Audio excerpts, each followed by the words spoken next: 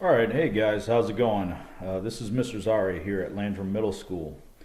Today we're going to take a look at programming large motors using the Lego Mindstorms EV3 system. Before we do anything, I just want you guys to remember, always use your brain. Make sure you think things through, okay? So, here we have an open project. It's completely blank. We don't have a program written yet. We just have the start block.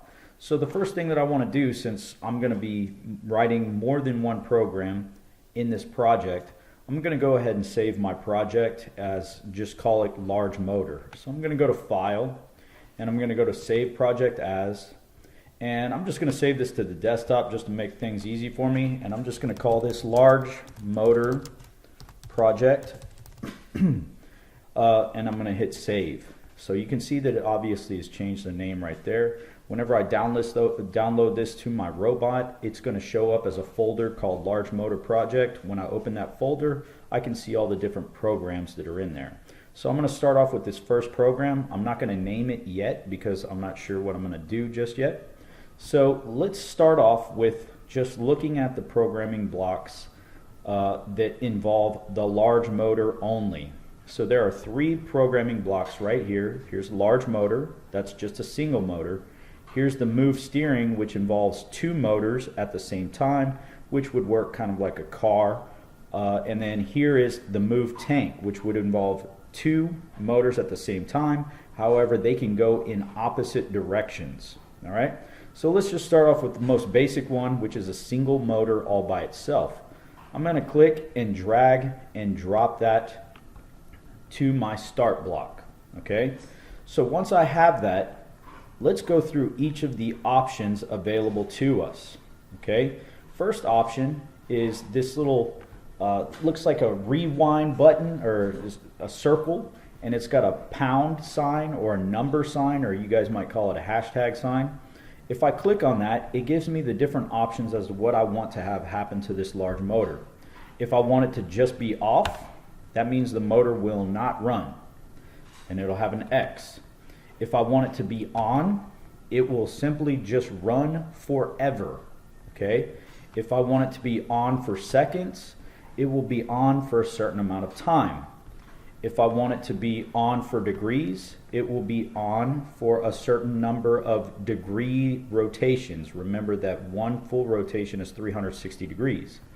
And then if I want it on for rotations, it will be on for a certain number of rotations. Okay, so I'm going to go through those options again and point out what each thing does. So for example, on, when I have it on, the only option I get is the power or the speed. So we can look at this as speed or speed limit. Our speed goes from 100 all the way down to negative 100. Positive means it should be moving forward. Negative means it should be moving backward. Of course, it all depends on the direction in which your motor is facing and how you attach it to your robot. So if I wanted to go full speed on forever, I could leave it just like that. The problem is Lego Mindstorms EV3, this program, is set up to not let something run forever without it having a stop. So if I were to do this, I have to apply some sort of other programming block right here so it eventually stops. If something runs forever, it will cause the battery to run out, and so therefore this program stops you from doing that. So if you ever run a program and you can't figure out why it doesn't work, it's probably because you didn't put a stopping point in your program.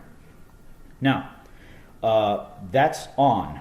If I want it on for seconds, I can click there. Again, I'm given the speed option, but I'm also given something that looks like a clock. This is my time option.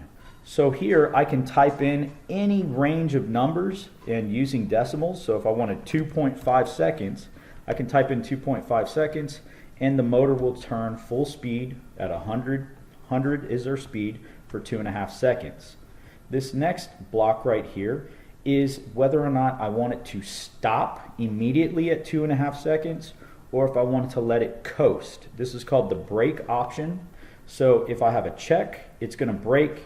If I have an X, it's going to coast. Okay? So if you want really a precision action, you always want it to brake. If you don't mind that it just continues to coast and it's not very precise, you could just select coast. Typically you're never going to use coast. Okay. The next thing is on for degrees.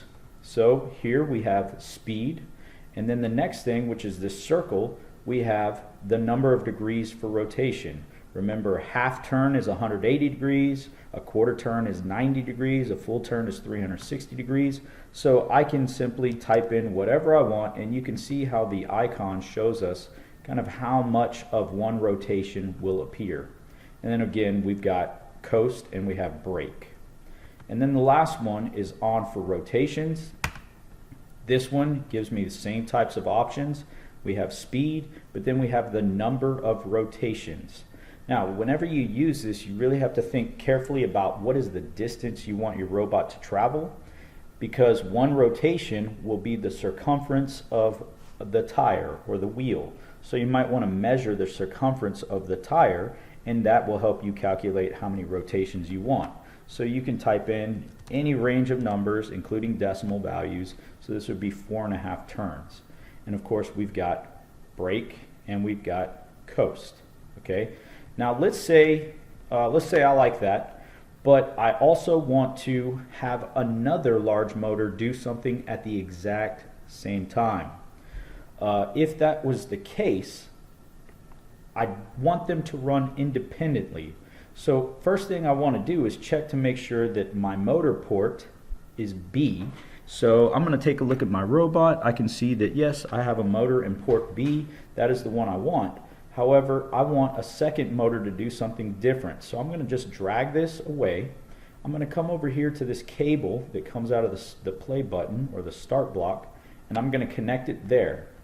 If I want a second large motor to do something, and I'm not actually going to run anything here, not just yet, I first want to change to a different motor block or a different motor port. So I have a motor in port C, and all I have to do is click here, and I'm going to drag down this cable and drop it. What this will do is once the program starts, it will run this program block and this program block at the exact same time, but they'll run independently. Okay, so let's set this up for on for seconds, and let's make the on for seconds. Let's make it go reverse. Let's do -28, and we'll make it run for, I don't know. Let's do 6 seconds. Okay, so here is a program that I have done using two different methods of large motor programming. Let's go ahead and save this or change the name of it, and then we'll test it. So I'm just going to name this, I'm just going to double click where it says program, and I'm going to say single large motor program. And I know that I'm running two different large motors at the same time, but I'm saying single large motor because that is the programming block that I used, just a single large motor. Okay, so I can see that I have a stopping point. This stops at 4.5 rotations. This stops at 6 seconds. So that means that once I run this, everything should stop, and we should see this robot move both motors, but they will be moving independently of each other. So I'm going to go ahead and download this, and we'll see what happens. So I'm going to click download over here in the bottom right hand corner, and we'll hear it chime to say that the download was complete.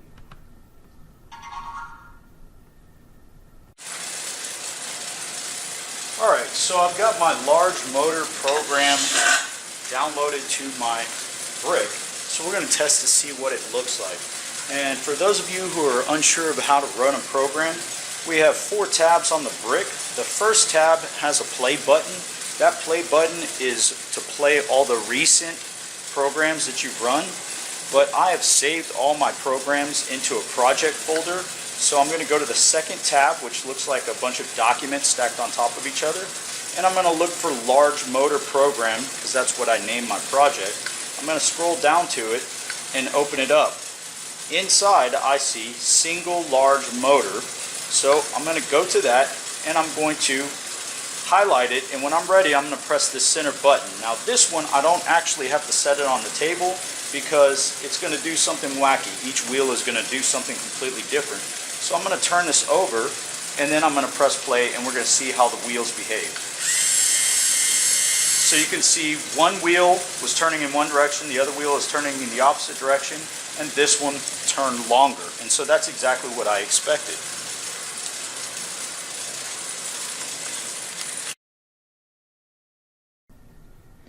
Okay guys, so we saw how a single large motor programming block will function. So now let's move over to the move steering programming block. So I'm going to create another program, and this new program, I'm going to name it already because I know that this is the move steering block or move steering program, so we can figure out how move steering programming blocks work. So I've got another start block, and I'm going to just click and drag and drop the move steering block. Okay, now again, the first option gives me an option for off, on for seconds, on for degrees, on for rotations. Okay, we're just going to stick with well, you know what, let's do this because I didn't do degrees on the last one. I'm going to click on for degrees. Okay, so once I do that, before I continue doing anything, I want to make sure that the ports are correct. So I'm going to double check on my robot, and I see that port B and C is where my large motors are connected. Okay, so that is correct. If it's not correct, you just click it and you change it to whatever you think your ports are supposed to be. So the first option that I have here, it says 0 and it's got an upward arrow. This is actually going to tell me the direction that it turns. So if it's 0, which is an upward arrow, that means it's going to go straight. If I move it to the left into the negative values, it should turn left, and if I move it to the positive values, it should turn right. Of course, the turn is all dependent on which direction your motors are facing, whether they're upside down or reverse on your robot. So that's something that you have to test. And then the next one is our speed. So again, 50 is half speed. Let's say I want it to go in reverse. So I'm going to do this in reverse, and I'm going to do, let's do negative 50. My mouse kind of moves, so it's negative 52. I could also click it and just change the number by typing it into the keyboard. So what should happen is, because I have negative, the downward arrow is there. So I'm going to go backward, negative 52 for the speed, and 360 is one rotation.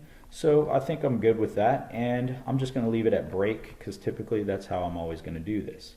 I have a stopping point, so this should work. All right, so let's see how this functions. Actually, you know what? I changed my mind because going straight backward or forward is kind of boring. Let's see how this behaves if I give it a turn. So I'm just going to give it a turn. All right, we'll see what happens. So I think that's good. I'm going to go ahead and download it, and we'll see how that behaves.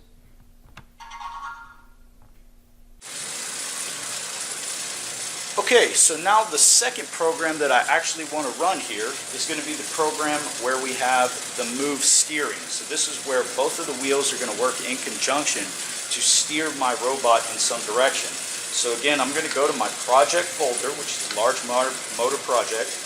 And then I'm going to highlight that, and I'm going to go down to the move steering program that I selected, and this time we're going to see how this behaves. This should have a reverse turn, so let's run it and see what happens. Okay, so I had like a reverse quarter turn, and that's exactly what we expected from the program that we wrote. So we're just making sure that everything is as predictable as what we are writing. Okay, so we saw how the move steering programming block works. So there's only one more programming block that we need to take a look at, and that is the move tank programming block.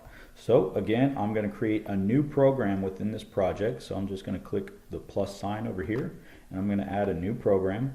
And this one I know is going to be my move tank. So I'm going to double click that, move tank, got to spell it right, program.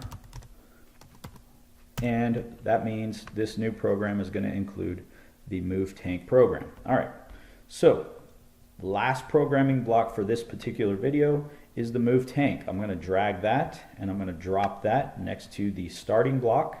And again, I have the same options: off, on for seconds, on for degrees, on for rotations, except this time I have two speeds that I have available to me. Okay, so why are there two speeds? Well, because I can control each large motor independently. Okay, just like a tank, you can make one side of the tank move forward while the other side of the tank moves backwards, which would make it spin. Okay, we can do that here. So this is incredibly important to take a look at the ports, because the port order is going to determine which one goes in which direction. So my ports again are B and C. B happens to be on my left, C is on my right. So that means if I made B go negative speed and I made the C go positive speed, that means the left side of the tank is going to try to go backwards and the right side of the tank is going to go forwards. So it should be turning left or spinning to the left. All right, so we're just going to drop that down to negative 50. You know what, I'm actually going to just type it in, negative 50. So technically, if this is correct and the orientation of my motors is correct, if B is turning backwards negative 50 and the right is going forwards positive 50, the robot should spin one rotation. Let's make it more than one rotation. Let's make it 8 rotations just for fun. It should spin 8 full rotations to the left or counterclockwise. All right.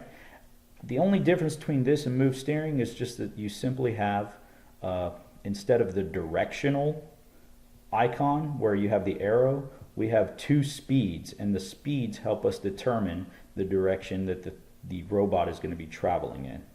All right, so let's take a look at that. I'm going to download it and we'll see how that works. Okay, so the last program that we're going to run in this large motor programming section is going to be the one where we're using the move tank programming blocks. So again, I'm going to go to my project. Our project is the large motor project. I'm going to highlight that, and I'm going to go down to move tank program. Now when this happens, if you remember, it should be turning in a counterclockwise direction. So I'm going to go ahead and highlight it and press run. And you can see that it is spinning in a counterclockwise direction in one place. So it's not losing its position, it's simply spinning in place. So that's exactly what I expected. Alright guys, so we just saw how the move steering, move tank, and the single large motor programs work. Obviously I have 3 programs within this project.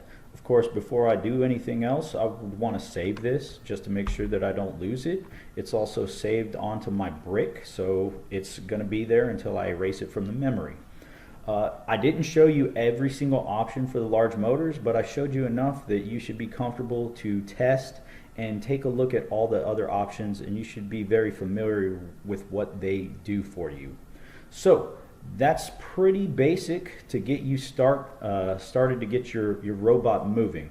So remember guys, always make sure that you're using your brain. Make sure you think things through, and always do the right thing. All right, take it easy.